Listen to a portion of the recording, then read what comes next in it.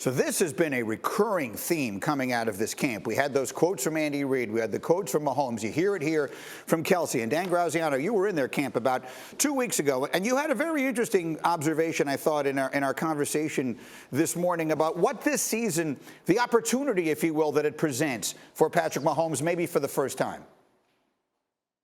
Yeah, I think we tend to look at Patrick Mahomes as someone who was great right out of the box and is therefore great. And he is great, but he's also a young player who can work on his game and develop it. And one of the questions I asked him when I had a chance to talk to him was, what are you working on personally this offseason? He had a quick answer. He talked about ball placement. He talked about the kind of stuff Kelsey was just talking about, making sure that ball's in the right place every single time, because, he knows that Tyreek Hill can erase, some little mistakes. So he's got to iron some of those out. So I think as we look at Patrick Mahomes going forward, the question becomes, well, what now in his career? Because he's always had Tyreek Hill. So can he change the way he plays? It doesn't have to be much, but enough to sustain his greatness when he doesn't have that. And when we talk about guys that have longevity, been great for a long time, you see that. Aaron Rodgers has had multiple different number one receivers. Tom Brady was at his record-setting best when he had Randy Moss, but he's been great with everybody, won Super Bowls with everybody. So I think this is an interesting flex point in Patrick Mahomes' career. Tremendous player that we expect to have a tremendous career, but going forward, we'll find out how much ownership he can take of that. I think it's a really interesting point, and it's well made. Mike Tannenbaum, you use the phrase, given the answers to the test on this show a lot, which I like. And to some degree, and this is not to diminish Mahomes' greatness at all. He's been brilliant from the minute they gave him the keys to this car. But he's sort of had the answers to the test because he's had particularly this one player that if everything else fails, he could just run faster than everybody else. Without that, then what does Mahomes become? Like, this feels like a different test or a different opportunity for Mahomes now.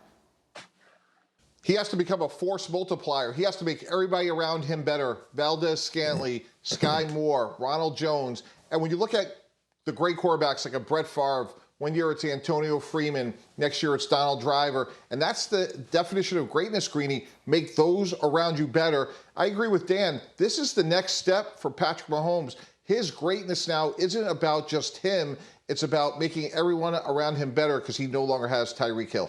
Well, it does harken back to the conversation that we had to open the show today, Sam Acho, and that was about Aaron Rodgers. And you said, well, if you've got Aaron Rodgers, it's no longer a team sport. He's the guy. So if you only have unproven receivers, you have faith that Aaron Rodgers can turn them into what they need to be for a team to be successful. And the question is Patrick Mahomes ready to be that guy in Kansas City? And I guess we'll start to find out the answer right now, Sam.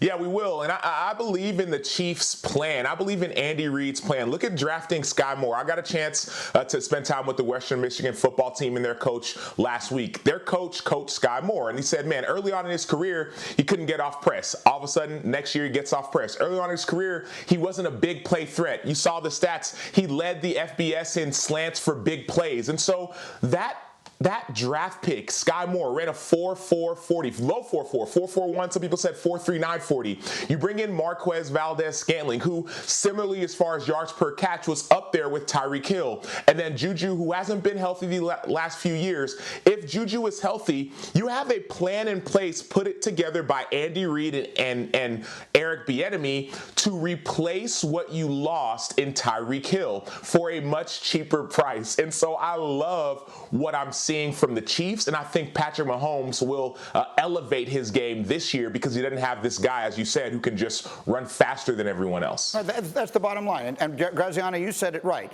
The only thing he hasn't done yet, because he obviously is as young as he is prove that he can sustain it, is prove that he can do it through multiple iterations. You're not going to be, if you're a great player, you're not going to have the same team around you for 15, 20 years. That's what the great ones do. And this year sort of feels like the beginning of whatever the next chapter, quickly, Dan, for Mahomes is going to be.